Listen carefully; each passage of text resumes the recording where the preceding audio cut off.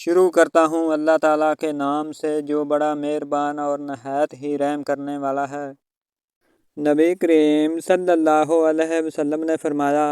قیامت کے دن مومنوں کو گرم میدان میں روک دیا جائے گا یہاں تک کہ اس کی وجہ سے وہ غمگین ہو جائیں گے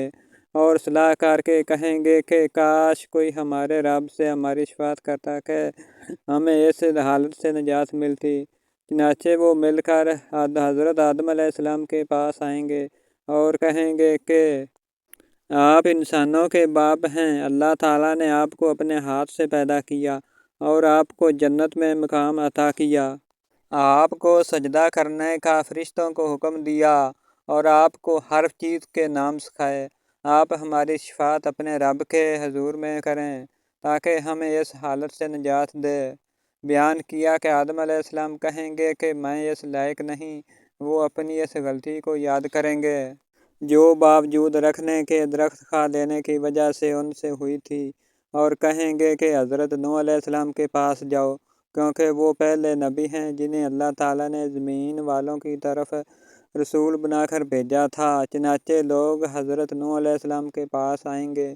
تو وہ بھی یہ فرمائیں گے کہ میں اس لائق نہیں اور اپنی اس غلطی کو یاد کریں گے جو بغیر علم کے اللہ رب العزت سے سوال کر کے اپنے بیٹے کی بخشش کے لیے انہوں نے کی تھی اور کہیں گے کہ حضرت ابراہیم علیہ السلام کے پاس جاؤ جو اللہ کے خلیل اللہ ہیں۔ بیان کیا کہ ہم سب لوگ حضرت ابراہیم علیہ السلام کے پاس آئیں گے تو وہ بھی یہی عذر کریں گے کہ میں اس لائق نہیں اور وہ ان 3 باتوں کو یاد کریں گے جن میں آپ نے بظاہر غلط بیانی کی تھی اور کہیں گے کہ حضرت موسیٰ علیہ السلام کے پاس جاؤ، وہ ایسے بندے ہیں جنہیں اللہ تعالیٰ نے تورات دی اور ان سے بات کی اور ان کو نزدیک کر کے ان سے سرگوشی کی۔ بیان کیا کہ پھر لوگ حضرت موسیٰ علیہ السلام کے پاس آئیں گے تو وہ بھی کہیں گے کہ میں اس لائق نہیں ہوں اور وہ غلطی یاد کریں گے جو ایک شخص کو قتل کر کے انہوں نے کی تھی۔ وہ کہیں گے کہ البتہ حضرت عیسیٰ علیہ السلام کے پاس جاؤ، وہ اللہ کے بندے، اس کے رسول، اللہ کی روح اور اس کا کلمہ ہیں۔ چنانچہ لوگ حضرت عیسیٰ علیہ السلام کے پاس آئیں گے، وہ فرمائیں گے کہ میں اس لائق نہیں ہوں، تم لوگ حضرت محمد صلی اللہ علیہ وسلم کے پاس جاؤ، وہ ایسے بندے ہیں کہ اللہ تعالیٰ نے ان کے اگلے پچھلے تمام گناہ معاف کر دیے ہیں۔ چنانچہ لوگ میرے پاس آئیں گے اور میں اپنے رب سے اس کے در دولت یعنی عرش معلیٰ پر آنے کے لیے اجازت چاہوں گا، مجھے اس کی اجازت دی جائے گی، پھر میں اللہ تعالیٰ کو دیکھتے ہی سجدہ میں گر پڑوں گا اور اللہ تعالیٰ مجھے جب تک چاہے گا اسی حالت میں رکھے گا۔ پھر فرمائے گا کہ اے محمد صلی اللہ علیہ وسلم سر اٹھاؤ، کہو سنا جائے گا، شفاعت کرو تمہاری شفاعت قبول کی جائے گی،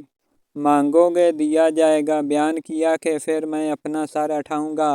اور اپنے رب کی حمد و ثنا کروں گا جو وہ مجھے سکھائے گا۔ بیان کیا کہ پھر میں شفاعت کروں گا، چنانچہ میرے لیے حد مقرر کی جائے گی اور میں اس کے مطابق لوگوں کو دوزخ سے نکال کر جنت میں داخل کروں گا۔ قتادہ نے بیان کیا کہ میں نے حضرت انس رضی اللہ تعالیٰ عنہ کو یہ کہتے ہوئے سنا کہ پھر میں نکالوں گا اور جہنم سے نکال کر جنت میں داخل کروں گا، پھر تیسری مرتبہ اپنے رب سے اس کے در دولت کے لیے اجازت چاہوں گا اور مجھے اس کی اجازت دی جائے گی، پھر میں اللہ رب العزت کو دیکھتے ہی اس کے لیے سجدہ میں گر پڑوں گا اور اللہ تعالیٰ جب تک چاہے گا مجھے یوں ہی چھوڑے رکھے گا۔ پھر فرمائے گا اے محمد صلی اللہ علیہ وسلم سر اٹھاؤ، کہو سنا جائے گا، شفاعت کرو قبول کی جائے گی، مانگو دیا جائے گا۔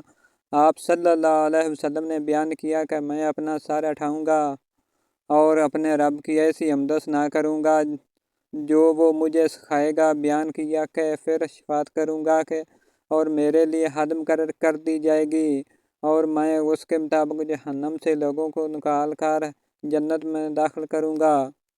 قتادہ نے بیان کیا کہ میں نے حضرت انس رضی اللہ تعالیٰ عنہ کو یہ کہتے ہوئے سنا کہ پھر میں لوگوں کو نکالوں گا اور انہیں جہنم سے نکال کر جنت میں داخل کروں گا، یہاں تک کہ جہنم میں صرف وہی لوگ باقی رہ جائیں گے جنہیں قرآن نے روک رکھا ہوگا، یعنی انہیں ہمیشہ ہی اس میں رہنا ہوگا، یعنی کفار و مشرکین۔ پھر آپ نے یہ آیت کی تلاوت کی۔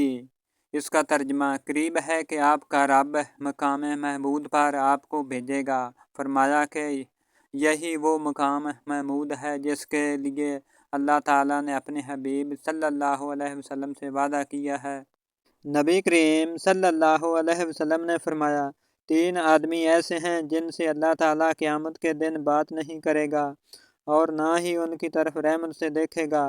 ایک وہ جس نے کسی سامان کے متعلق قسم کھائی کہ اسے اس نے اتنے میں خریدا ہے حالانکہ وہ جھوٹا ہے۔ دوسرا وہ شخص جس نے عصر کے بعد جھوٹی قسم اس لیے کھائی کہ کسی مسلمان کا مال ناحق مار لے۔ اور تیسرا وہ شخص جس نے ضرورت سے فالتو پانی مانگنے والے کو نہیں دیا، تو اللہ تعالیٰ قیامت کے دن اس سے کہے گا کہ جس طرح تو نے اس زائد ضرورت فالتو چیز سے دوسروں کو روکا جسے تیرے ہاتھوں نے بنایا بھی نہیں تھا، میں بھی تجھے اپنا فضل نہیں دوں گا۔ دوستو، اللہ تعالیٰ ہمیں ان پاک حدیثوں پر عمل کرنے کی توفیق عطا فرمائے اور ہمیں اپنی زندگی سنوارنے کی توفیق عطا فرمائے۔ آمین۔